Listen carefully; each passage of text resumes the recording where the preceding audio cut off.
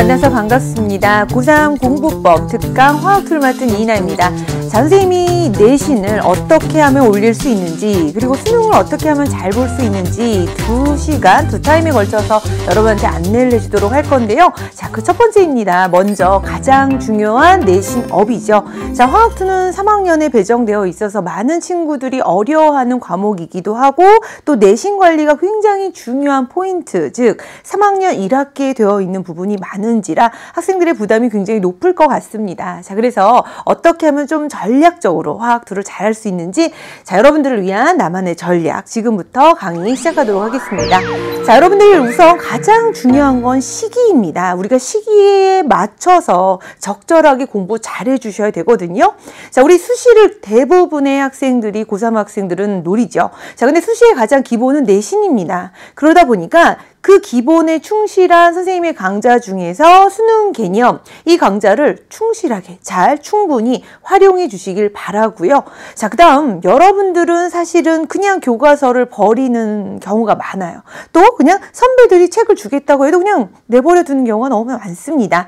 자, 수능은요, 이 수시의 기본에 있어서의 내신 공부는 교과서입니다. 수능 특강이 아니에요. 따라서 교과서 선배한테 물려받고 또는 선생님들한테 찾아가서 교과서 물려받아서, 자, 그걸 충분히 활용하시길 바랍니다. 다시 말해서 맨땅에 헤딩하지 말고 어떻게 공부를 하고 1, 2월 달에는 내가 화학투를 접근함에 있어서 어떤 부분을 좀 더 보완해야 하는지, 자, 선배님들한테요, 또 선생님한테요, 찾아가서 물어보고 적절하게, 시기적절하게 공부 1, 2월 달에 충실히 방향을 잡아두시길 바랄게요.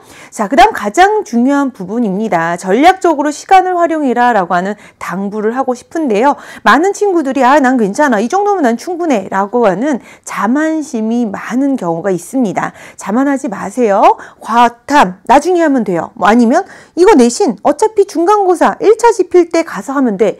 절대로 그러지 마시고 하루에 딱 30분씩만 투자하셔서 내가 어느 부분에 내신 관리를 조금씩 누적해야 될지 시간 관리 적절하게 꼭 잘해주시기 바랍니다. 자, 이제 개학을 합니다. 많은 친구들이 3월에는요 열심히 안 하는 친구들 없습니다. 포부도 굉장히 크고요, 내가 굉장히 잘할 수 있을 거라고 생각이 들어요.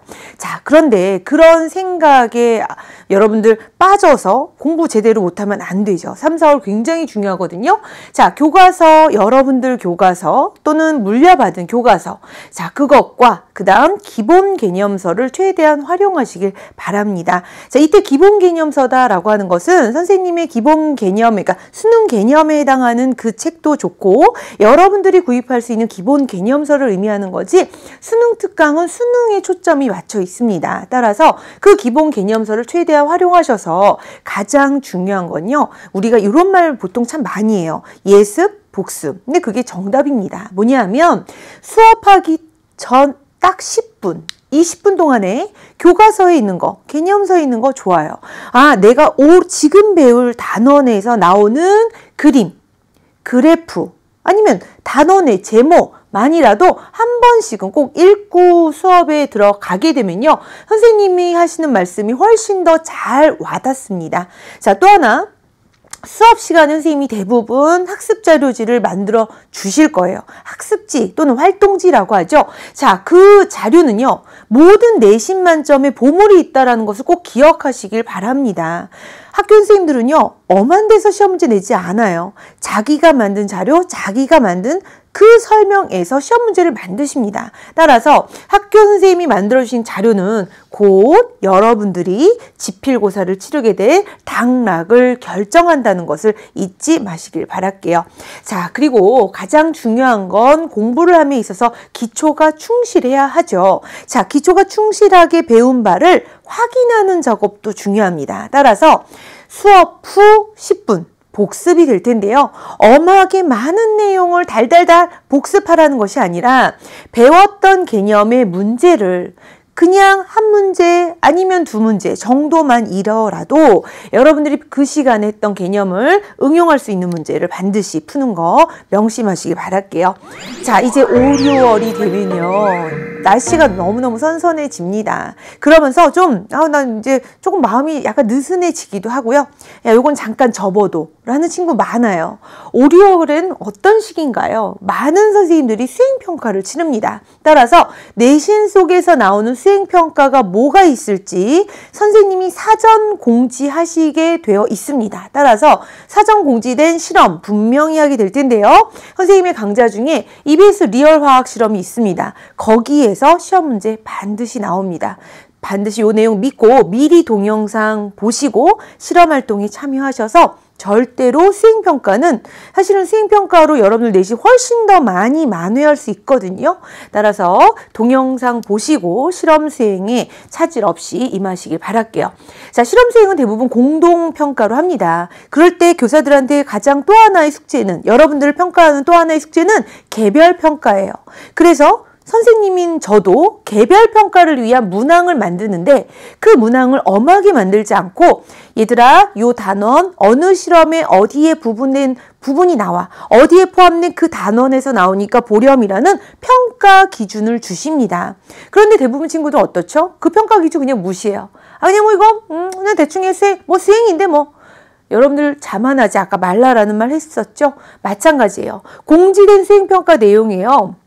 어떤 평가 기준, 내가 이 내용을 내시겠다라고 하는 부분이 있으면 분자량 측정을 이상기체 방정식으로 탈 거야 라는 걸 문제에서 줬으면 그거 공부하셔야 되죠. 따라서 관련돼 있는 내용은 사전학습을 꼭 하시길 바랍니다. 이건 평가에 대한 기본 여러분들의 예우이고 기본 여러분들의 태도예요. 수행평가라는 거. 그래서 수행평가 절대로 놓치지 마시길 바랍니다.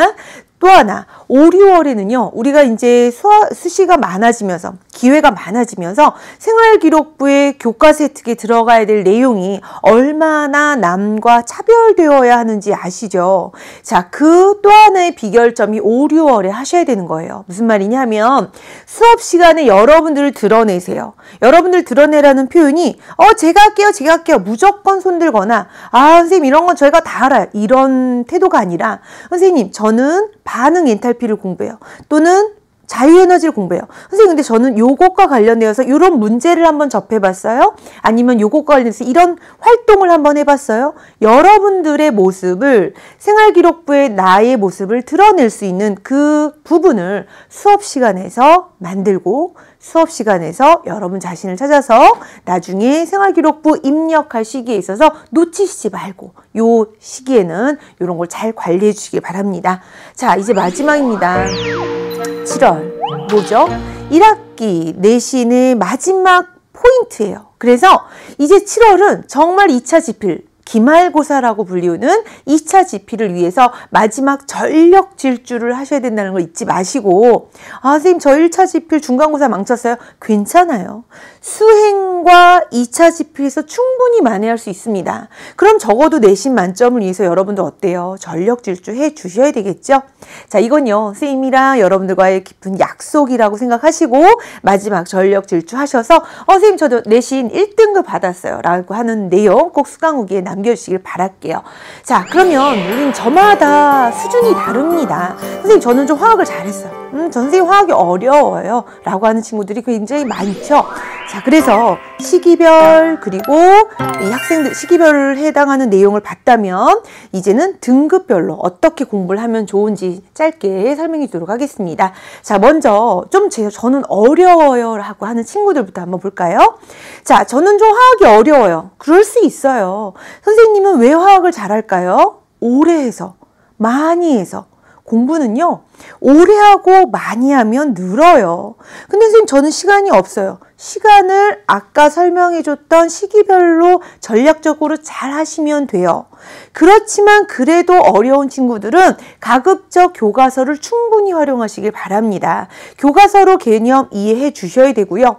여러분들 갖고 있는 기본 개념서 수능특강이라면 수능특강 옆에 보조단에 나와 있는 간단한 개념 확인 문제 이건 반드시 여러분들이 풀고 임해 주셔야 돼요. 그래야지 그 내용이 한 번 더 이해가 잘 스며들게 되는 겁니다. 자, 수업 시간에 최대한 알아듣도록 귀를 여세요. 저 수업 시간 어려워요, 선생님. 그러면 인근의 화학 잘하는 친구들, 주변의 친구들, 또 여러분들의 학교 선생님 최대한 활용하세요. 교사는요, 학생들이 질문을 많이 할 때가 좋지 질문을 많이 나 너 귀찮아 얘 저리 가 이런 선생님 없습니다. 아셨죠? 또 EBS 선생님의 홈페이지에 들어오셔도 학습 Q&A라는 부분이 있죠. 담당하신 선생님이 계셔요. 모르는 부분은 완벽하게 내 것으로 만드는 작업 꼭 하시길 바랍니다. 이렇게만 잘 해준다면 충분히 등급 한 단계 한 단계 올라갈 수 있다는 거. 자, 중위권 학생들 볼게요. 중위권 친구들도 마찬가지입니다. 상위권 가야 하죠. 그런데 대부분 중위권 친구들은 이런 부분이 있어요. 나는 아예 못하진 않거든. 그럼 어떤 자만심에 빠지냐면 나 좀 하면 될 것 같아. 안 하면서. 그러시면 안 되죠. 이 친구들도 기본은 교과서입니다. 교과서 읽으시고요. 그 기본 개념서 해도 좋고 기본 개념서나 수능 특강을 활용함에 있어서 선생님의 수능 개념 강의는 꼭 듣고 그래서 완벽하게 내 걸로 만드는 작업을 꼭 하는 거를 당부하도록 하겠습니다. 자, 상위권입니다. 상위권 친구들 저는 잘해요. 물론 좋아요. 자, 좀 더 잘해야 되죠. 우리가 선생님도 마찬가지 1등급 학생들을 노리는 그런 문제를 어려운 문제를 지필고사에 2문제 정도 냅니다. 그러다 보니까 기출문제 도전하셔서 기출문제에서 내가 어떤 부분이 부족한지 조금 어려운 문제에 도전해 주시길 바라고요.